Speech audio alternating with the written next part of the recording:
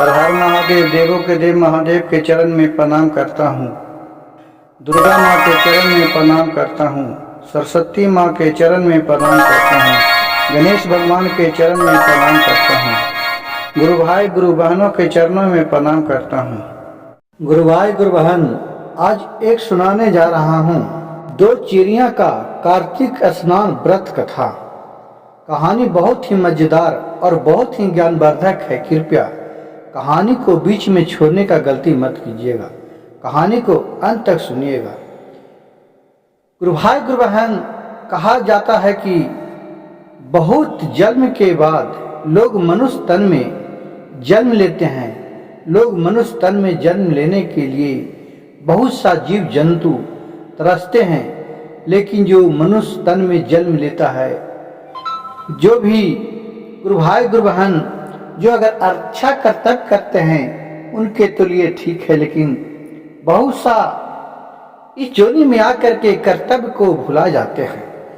उसी पर एक बहुत ही महत्वपूर्ण आज कहानी कह के सुनाने जा रहा हूँ कि दो चिड़िया रहते थे दोनों जंगल में। जब कार्तिक का महीना आया तो जो दोनों चिड़िया, दोनों जो मर्द और औरत दोनों थे, वो दोनों देख रहे हैं कि मनुष्य रोज कार्तिक में गंगा स्नान करते हैं, तुलसी जी में जल डालते हैं, दीपक जलाते हैं। यह क्या करते हैं? लोग एक साल देखे, फिर चिड़िया दूसरे साल फिर कार्तिक आया तो देख रहा है कि बहुत गंगा तट पर भीड़ लगा हुआ है, सब गंगा स्नान कर रहे हैं, तुलसी में एक लोटा जल डालते हैं, लोग पूजा पाठ करते हैं, तुलसी में दीपक जलाते हैं। तो चिड़िया अपने चिरौटे से कहा, यानी अपने पति से कहा कि हे चिड़िया पति देखिए ना, कौन सा पर्व है कि लोग इसे कार्तिक के महीना में बहुत औरत लोग जो हैं जी नित्य दिन नहाते हैं और तुलसी में जल डालते हैं, पूजा पाठ करते हैं, कथा सुनाते हैं। तो चिड़िया का पति बोला कि अरे इन लोग तो करते रहते हैं, इससे तुमको क्या लेना देना है? हम लोग तो पंछी हैं, आजाद से घूमते हैं, अपना खाते पीते हैं। हम लोग क्या कर सकते हैं? पूजा पाठ को हम लोग कैसे कर सकते हैं? तो चिड़िया बोले कम से कम इस कथा को सुनने तो तुलसी के जहाँ पेड़ था, लोग नदी किनारे स्नान ध्यान कार्तिक भर करते थे, पूजा पाठ करते थे, तुलसी में जल देते थे। तो दोनों चिड़िया बैठ करके, एक बरगद का पेड़ था, वहां बैठ करके दोनों देखा करते थे कि गंगा में किस तरह से स्नान मनुष्य कर रहे हैं और पूजा पाठ कर रहे हैं। तो चिड़िया बोले अपने पति से कि हे, उसको प्यार से चिरौटा नाम धर दिए, एक चिड़िया और एक चिरौटा। पति को प्यार से चिरौटा चिरौटा कहते थे, जो चिड़िया थी ये। तो बोले अपने पति से चिड़िया कि हे पति देव, हे चिरौटा जी, देखिए ना इन लोग कितना अच्छा से स्नान दान करते हैं, इसके क्या फल होता है? तो देख रहे हैं कि सब बहुत अच्छे अच्छे अपने कहानी कह रहे हैं। तो चिड़िया बोली कि हे जी, हम भी कार्तिक भर गंगा स्नान करें और तुलसी में जल दें। कहा कि तुम तो पक्षी है, कैसे करेगी? कहा कि देखते करते हैं। वो चिड़िया भी थी जो कार्तिक के जब न स्नान आया तो नित्य दिन वो भी नहाते थे किरण के भीतर सुबह सुबह, और जो भी चोच में अपने पानी अटता था वो ले जा करके तुलसी में अपने डालते थे। और वो अपने पति को भी जबरन करके उनको भी यह विधि करने के लिए सिखा दिए, प्रेशर डालने लगे। वो भी उसका पति था भी, वो भी अपने उसी तरह करने लगे।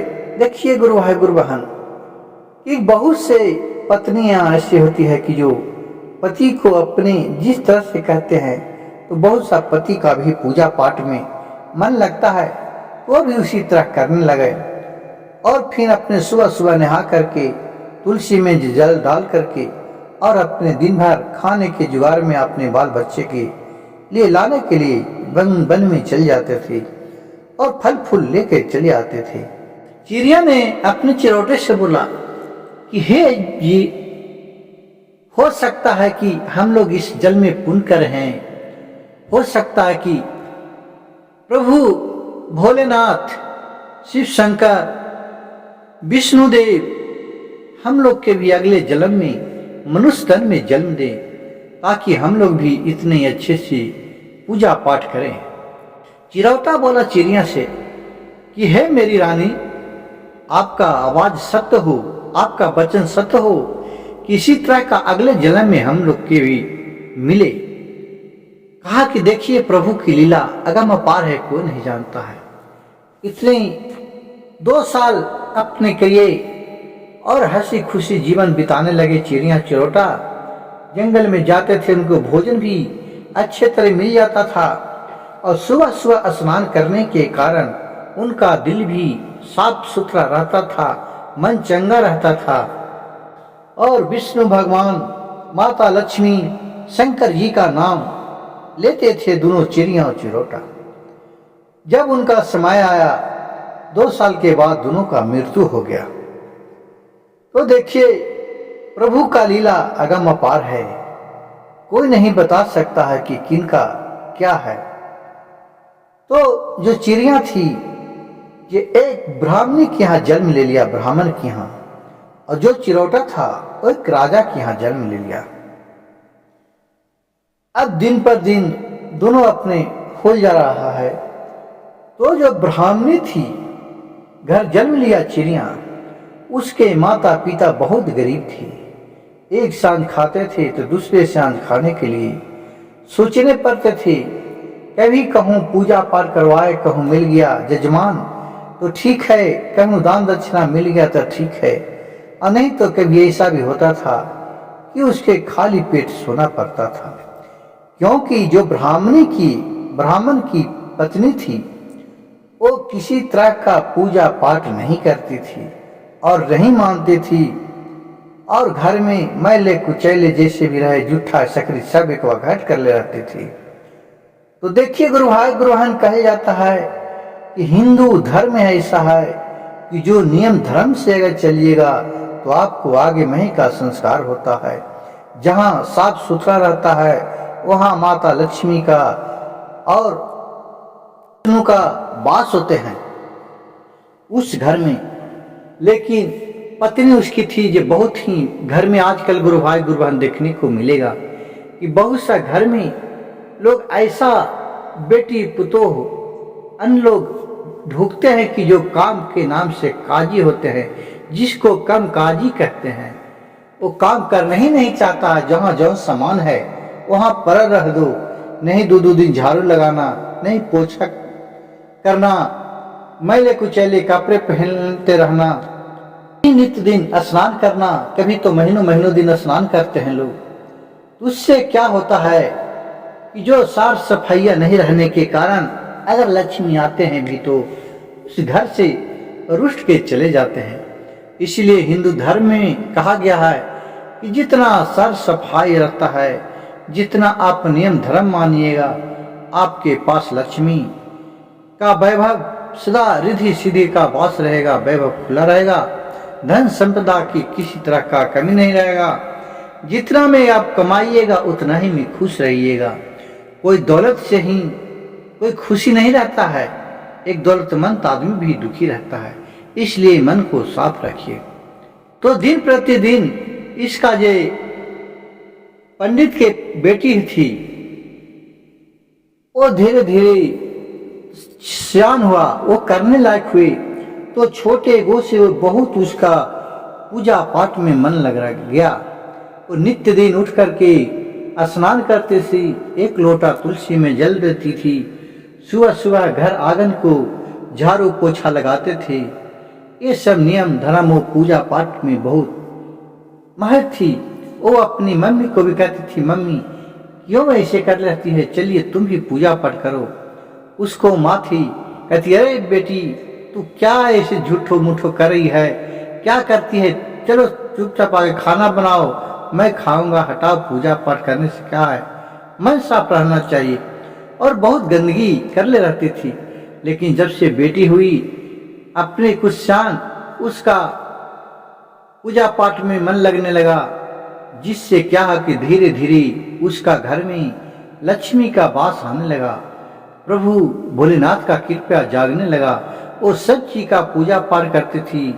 भोलेनाथ, शंकर, देवों के देव महादेव, विष्णु, ब्रह्मा, विष्णु महेश, लक्ष्मी, पार्वती, सरस्वती सबको मन ही मन आराधना करती थी।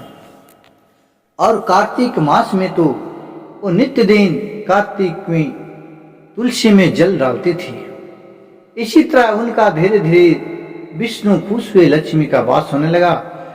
और जहां भी जाने लगे तो उसकी जो पिताजी थे उसका भी रोजी रोटी अच्छा मिलने लगा। और खुशी खुशी घर में खाना पीना खाने लगे और सब परिवार रहने लगे। सुखमय जीवन बीतने लगा। प्यार से लोग ब्राह्मण के बेटी को इतना सुंदर थी कि उसको लगता था कि एकदम दीपक के समान, चंद्रमा के समान एकदम खूबसूरती थी, जिससे उसे वो नाम धीरे धीरे सुंदरी धर दिए और सुंदरी सुंदरी कहकर पुकारने लगी। और उसकी माता के नाम थी मुंदरी। सुंदरी और मुंदरी दोनों का बहुत ही गन्ना मन्ना बैठने लगा। और एक तो सुंदरी थी और दूसरा मुंदरी, मतलब कि मूर्ख, और सुंदरी अच्छी थी। अब कुछ दिन हुआ तो क्या हुआ कि देखिए, राजा का जो लड़का था एक दिन अपने घोड़े पर सवार होकर, राजा का लड़का और मंत्री का लड़का दोनों बहुत दोस्त था, दोनों घूमने के लिए निकला। उधर से आ रहा था तो ये ब्राह्मण की बेटी पर उस राजा का लड़का का नजर पड़ा। इसको देख कर के राजा के लड़का एकदम मोहित हो गया। एकदम लगे कि उसका दिल में बस गया। देखिए, विधि का लिखा कोई नहीं मिट सकता है, क्योंकि पूर्व जन्म में भी दोनों पति पत्नी थे, तो इस जन्म में भी, लेकिन एक राजा के यहाँ लिए जन्म और एक ब्राह्मण के यहाँ लिए थे, बहुत गरीब व्यक्ति के यहाँ। अब देखिए गुरु भाई गुरु बहन दोनों का मिलन किस तरह होता है, यहाँ कहानी बहुत ही गजब लीला दिखाने वाला है। अब वहां लड़का देखा तो ये राजा के लड़का पूछा कि भाई ये कहाँ का लड़की है, किसकी लड़की है, इससे हमको इसके बिना चैन नहीं है, अब लगता है इससे मैं शादी कर लूं। तो मंत्री का लड़का बताया कि हे राजकुमार, ये एक बहुत गरीब घर की बेटी है, एक ब्राह्मण की लड़की है, इससे तुम्हें कैसे विवाह कर सकता है तुम्हारा पिता, आप इसको नहीं रख पाएंगे। वो कहाँ राजा और ये कहाँ तुच्छ ब्राह्मण है, बहुत गरीब ब्राह्मण है।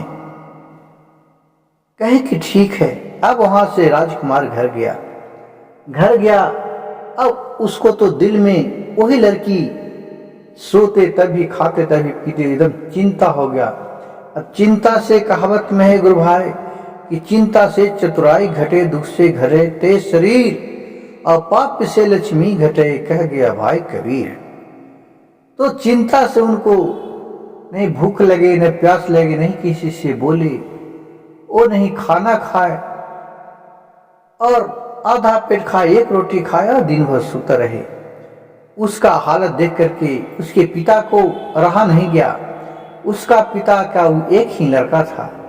यह देख करके उसे लगा क्या मेरे बेटे को हो गया। बोला कि क्या हुआ बाबू। तो उसका पिता लड़का ने बोला नहीं पिताजी, हमें कुछ भी नहीं हुआ है। लेकिन पिता तो पिता होता है, उसे लग रहा है कि मेरे बेटे को तबीयत दब है, लेकिन वो छिपा रहा है। फिर अपने राज्य में अच्छे अच्छे वैद्य को बुलाए अपने मंत्री के द्वारा। सभी वैद्य आकर के उनको हालचाल पूछे, नबज टोए, लेकिन किसी को बीमारी नहीं पता चला। अब राजा है तो कहावत में है कि राजा का दिमाग बहुत तेज रहता है, जब तक दिमाग तेज नहीं रहेगा तो राज चला नहीं सकेगा, क्योंकि हर एक तरह के राज में आदमी रखता है।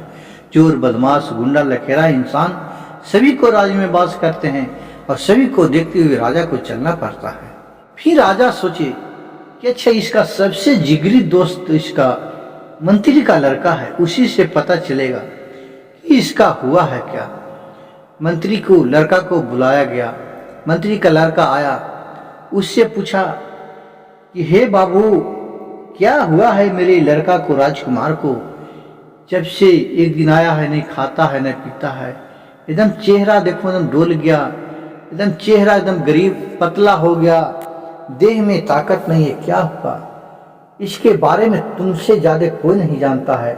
मैं तो सब डॉक्टर को, वैद्य को बुला करके दिखाया, लेकिन इसके पास कोई भी बीमारी नहीं है। तो मंत्री के लड़का सच सच सच कहानी कह के सुना दिया कि एक ब्राह्मण की लड़की जब ये आ रहे थे हम लोग वन में से, तो भेटे वो ब्राह्मण की लड़की बहुत ही सुंदरी थी। उसका नाम सुंदरी है, उसका माता के नाम मुंदरी है। वो फलने जगह अपने गांव घर सब बता दिए। वो जो थे मंत्री के लड़का कह कि ठीक है। राजा ने अपने मंत्री को भेजा, सिपाही को कि जाओ उस ब्राह्मण को बुला करके ले लाओ। ब्राह्मण के घर गए। सेनापति उसे कहा कि चलिए, आपको राजा के दरबार में बुलाता है।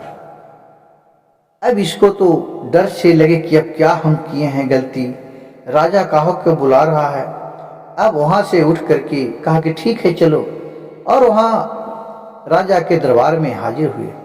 बोले, राजा को दंड प्रणाम किए।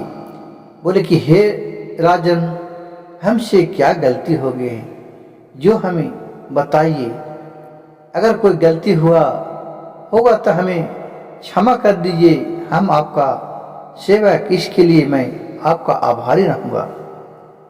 तो राजा बोले कि देखो, आपसे कोई गलती नहीं हुआ। आपका लड़की का सुंदरी नाम है? बोले ब्राह्मण की हाँ राजन, मेरी बेटी का नाम सुंदरी है।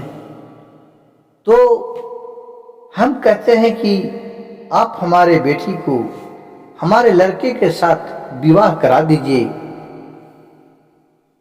क्या यह रिश्ता आपका मंजूर है? तो ब्राह्मण बोले, कहा राजा साहब, क्या हमें मजाक करते हैं, कैसे बात बोलते हैं, इतना हमें शर्मिंदा नहीं कीजिए। कहाँ राजा भोग, कहाँ गंगू तेली, भला आप हमारे बेटी से शादी कीजिएगा?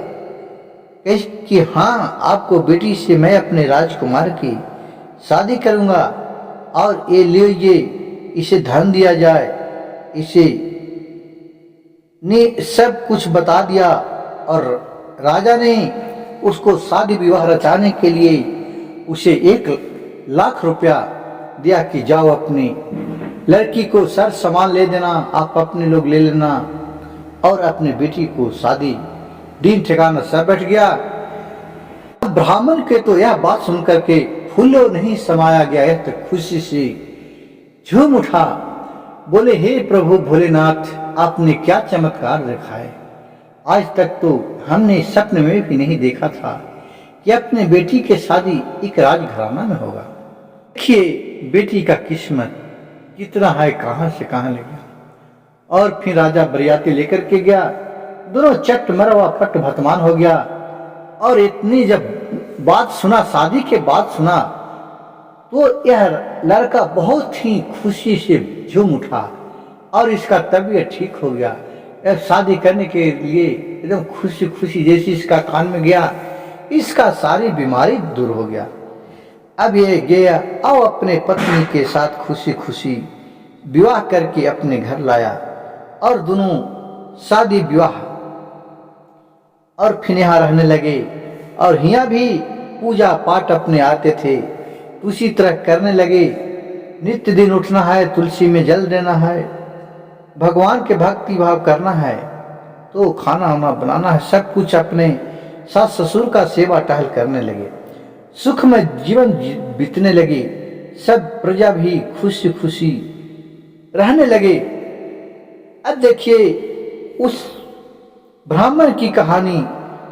यह ब्राह्मण की औरत तो फिर ओशी की ओशी, नहीं पूजा करे नहीं पाठ करे, खाना जो भी लावे बनावे खाए और अपना फिर ओशी ही मतलब कि न बरनी ये झाड़ू दे सुतर रहती थी, तनु गप करते रहती थी। अब धीरे धीरे धीरे धीरे फिर उसके यहाँ से लक्ष्मी जाने लगी। फिर उसको पहले की तरह फिर गरीबी छा गया। अब वो ब्राह्मण समझ गया कि ये सब मेरे बेटी का कर्तव्य और पुण्य का कारण था। मेरी जब से बेटी गई है वो मेरी बेटी नहीं, मेरे घर में साक्षात लक्ष्मी आई थी। ये मेरी औरत भी देखिए किस तरह का है, जब से वो गई है नहीं ये पूजा पाठ करती है, कुछ नहीं करती है। फिर लक्ष्मी चली गई। धीरे धीरे खाने के लिए फिर मोहताज हो गया। 6 महीना 7 महीना बीता। फिर ये जो ब्राह्मणी थी पर्यायन, वो भी बहुत लोभी टाइप की कुछ थी। सोची कि अब तो खाने के लिए बहुत लाचार हो रहे, नहीं है तो अपने बेटी को लाने के लिए भेजता हूँ। बेटी जब इस स्थिति में देखेगी तो कुछ न कुछ तो पैसा कौड़ी मदद करवे करेगी। यह बात कहा अपने ब्राह्मण से। ब्राह्मणी पर्यायन अपने पंडित जी से कहा कि बेटी को गेला तो साल भर हो गया है, कम से कम समाचार भी नहीं लेने गए हैं, आप जाइए बेटी को लिताहर करके लेके आइए। ब्राह्मण बोला क्या पर्यायन कैसे जाऊं, हमारे तो धोती भी फटल है कुर्ता भी फटल है, एक तो मैले कुचैले है, साबुन के लिए सरफ के लिए पैसा नहीं है, कैसे करूं, मैं तो खाने के लिए तरस रहा हूं। उसने बड़े घर में कैसे अपनी बेटी को लिताहर करने के लिए जाऊं। बहुत कहने पर कहा कि नहीं, इतना जब से गए हैं तो बेटी के यहाँ जाइए, कुछ तो राजा फिर मदद करेंगे। ब्राह्मण कहा कि नहीं नहीं, बेटी को धन नहीं खाना चाहिए, बेटी ही से धन नहीं लेना चाहिए, यह बहुत ही आपका सोच गलत है। कहा कि ठीक है, कम से कम एक बात तो हमको तो भी आशा है कि अपनी बेटी को देखूं। देखिए गुरु भाई गुरु बहन, कितनों भी बेटी गरीब हो, कितनों भी अमीर घर में गई हो, माँ बाप कितनों गरीब है, लेकिन वो काहे ना बूढ़ी हो गई हो, लेकिन अपने नहर का ख्याल रहवे करता है। वो अपने नहर में सदैव बेटी ही रहती है, ये नहीं कि वो और दूसरा हो जाती है। फिर कहने पर पंडित जी गए, वहां गए तो दरवाजे पर पहुंचे तो उसका जो बेटी थी अंदर से देखी कि मेरे पिता आए हैं, पूरे मैले कुचैले पहने हैं। उन्हें बहुत इज्जत प्रतिष्ठा से अपने घर में ले गए, उन्हें कुर्सी पर बैठाए, अपने बेटी अपने पिता को नहाए साबुन से और उन्हें फिर अच्छा अच्छा धोती और कुर्ता पहनने के लिए दिए। फिर सब समाचार पूछने लगे, सारी हाल अपने बेटा अपने ब्राह्मण था जो बेटी से कह के सुना दिया। बेटी कहा कि माँ अभी भी नहीं सुधरी है, अभी भी उसको इतना समझाए कम से कम पूजा पाठ करल करो, कार्तिक में तो सदैव कीजिए जिससे विष्णु का वास होता है, माँ लक्ष्मी का वास होता है। नित्य दिन उठ के कम से कम जब भी स्नान करते हैं तो तुलसी में 1 लोटा जल डालिए, तुलसी में विष्णु का वास होता है। तो क्या विष्णु का दूसरा औरत ही लक्ष्मी है जो तुलसी में वास लेती है, क्योंकि तुलसी से और इनका विवाह होता है हर कार्तिक में। तो तुलसी विवाह करते हैं तो कौन रहते हैं, एक कोई नारायण रहते हैं और एक तुलसी रहती है, जो कि परंपरा से होते आया है तुलसी विवाह। फिर कहा कि बेटी हम लिताहर करने के लिए आए हैं। कहा कि ठीक है पिताजी, मैं चलूंगा। अपने पति से और अपने ससुर से सास से आज्ञा लिए कि पिताजी अब मैं मैके जाना चाहते हैं, बहुत दिन नैला हो गया है, कम से कम 2-4-10 दिन के लिए हमें जाने का आज्ञा दीजिए। माँ से भी मिलना बहुत दिन हो गया।